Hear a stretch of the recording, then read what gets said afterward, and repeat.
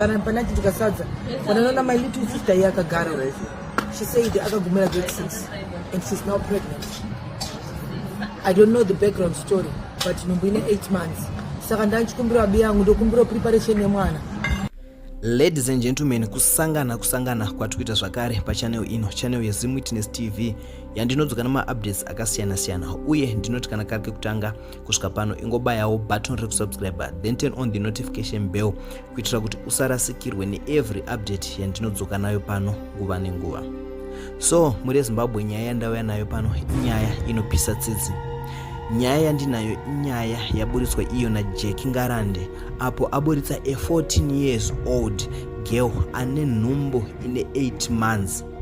So Jackie ati asangana nemwana uyu achitengesa matomatis parestaurant yanga achidya. So mwana uyu zvinoratidza kuti akatomitiswa akatororwa, but ari kuti mwana uyu akagumira chikoro panzira pamusoro pazvo pekunge aine 14 years obva aita pamuviri pane 8 months.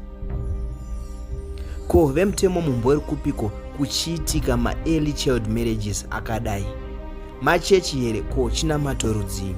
So ladies and gentlemen, toda kuplayira video raJackie Ngarande achiintrodusa mwana uyu achitsvaga kana kuti achipema zvinhu zvekuti mwana uyu ange achibatsirika pakuzvitakura kwaakaita. Asi ndokumbira kuti uone video rino kusvika kwekupedzisira. Ndamuko nhasi ndaenda kwamureva kumutsavatsawa. Pane zvandafambirawo zvemisha ko zvinopera here. Saka ndasvikawo panapa ndandinenzara panati tikasadza wanaona my little sister yakagara. She said akagumira grade 6 and she's now pregnant. I don't know the background story, but numbine 8 months. Saka ndanchikumbira biyangu ndokumbira preparation yemwana. I'll send someone anouya kunoko kwamureva kumutsavatsawa. Preparation yemwana, mwana agapitwe zvakanaka, maybe vanamai vari papeji pana vandokumbira maternity makotoni uwu vane chaanokwanisa chese kubatsira mwana uyu fanira kumubatsira so that zvinhu zvinoendeka, zvinhu zvinobatsirika, zvinhu zvinofamba zvakanaka. Saka ndanchikumbira hama dzangu preparation yemwana uyu nekuhospital kwakanyoresa Melissa akanyoresa right. Kana asina kunyoresa ndichakuudzai phone number iripo yekuti mubate kuti mubatsire iripo.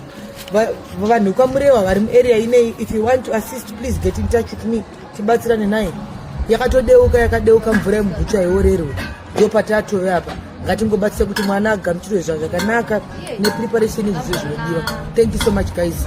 Tete Jackie ndiri kuno kwamureva mutawatawa. Please let's help my little sister here. Ndadzwa kubatikana zvakanyanya. Tinongobatsira zvatinokwanisa mara tichita zvakanaka. Thank you guys. Ladies and gentlemen, tofunga mangozvionerawo. So namba dzacho ndo idzo dzataisa pascreen dzekuti mwana uyu ange achibatsirwa. Mune imwe nyaya hainayo kunyanyoreba asi inoda muchizvinzwira mega. Inyaya yemaWOVETS ari kutaura iwo mashoko akadzama, mashoko aitika muhondo neprocess yavari pari zvino panyaya dziri kuitika dzematongerwo enyika. So ladies and gentlemen, nyaya dzematongerwo enyika handidi kuita sendinowanza kutaurisa, ndoda kuti mungozvinzwira mega. Ngatisangane mucomment section mapedza kuona video rino. Musakanganwa kusubscribe, kulike nekushare. More content are coming. Varume zivai kuti kana muhondo chaimo paite pamudeme wekuti tsvagirawo bhutsu, wekuti tsvagirawo hembe, vabereki vachiita mudeme wekutsvaga zvinhu zvekuti tifuke tipfeke. Hakuna kuti vabereki vaizoti haiwa muri kutisenzesa, vanga vakatarisira kuda kusunungurwa kubva muusungwa hwaIan Smith. Saka nyaya zhinji dzinenge dzichitaurwa dziri kutaurwa nepwere varume, ende vazhinji vacho havana kumbobvira vaona chinonzi hondo, vazhinji vacho havatozivi chinonzi struggle, vanoda kutodzidza. Kana tiri pastruggle pane zvakawanda zvinoitika. Munoziva kuti tiri muhondo umwe azvipira kuti aiwa enda kupa maComrades radio chaiyo vapoti vachivarayirwa vari musango imomo. Zvino vanonzweiko vari musango zvavanongoswera vakati vari vega. Vamwe vai offer so many things zvinoita kuti hondo ienderere mberi. Uye kupanduka kwevanhu hakufaniri kushayikwa kana tiri pastruggle. Pakatoshayikwa vanhu vanopanduka ivavo hatishingi. tinofanirwa kuziva kuti vamwe vanhu havasi kutoda kuti zvinhu zviitike uye vari both sides vanoti vari kwedu vari futi kuzvigananda. Saka vanhu ivavavo ndo vanenge vachiita sevanhu vanoziva chaizvo. Isusu tina komanda wedu anova vageza paina spokesman ningirikeni uyu nyoka yemabhunu ndo vanhu vatinofanirwa kuteerera zvavataura. Vamwe vese ava vatinoda mazano kwete kutaura achinge akapiya achirovera mupinyi pasi achinyepera kunge anotida nyambirwa yaari kutibisa mugemu. Vamwe vacho vanenge vakatoguta kare uye vamwe vacho havana kumboona chinonzi nhamo. Saka vanenge vachitoti muri kutotamba zvenyu. Saka vazhinji vacho vakatotengwa kare. Ndiri kutaurira kuti ini chai ndakanga ndodzaiwa tikupe mari kureva kuti dai ndisina kuramba nhasi ndisinemi nekuti ndikadai ndakatonanzva ndotoenda. Saka zvezvo kana ndiri kutotaura kudai zvikureva kuti zvakatoitika. Saka zvikaitikira pamunhu asina mwoyo aniti anotora mari iyoyo ototi chirega ndisenze varume ndisenze navo ototanga kutoita maminimini iwayo. Ukaona munhu ari kutaura zvisingaenderani nezvatiri kuita pano ingoziva kuti munhu iyeyo haasi wedu.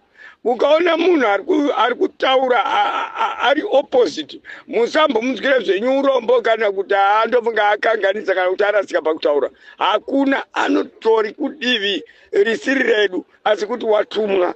Saka imimi vanhu isusu ngatirambei takabata. Munoona ukagovha zinyoka mumwe rikabuda varumeka hapachina chokutamba.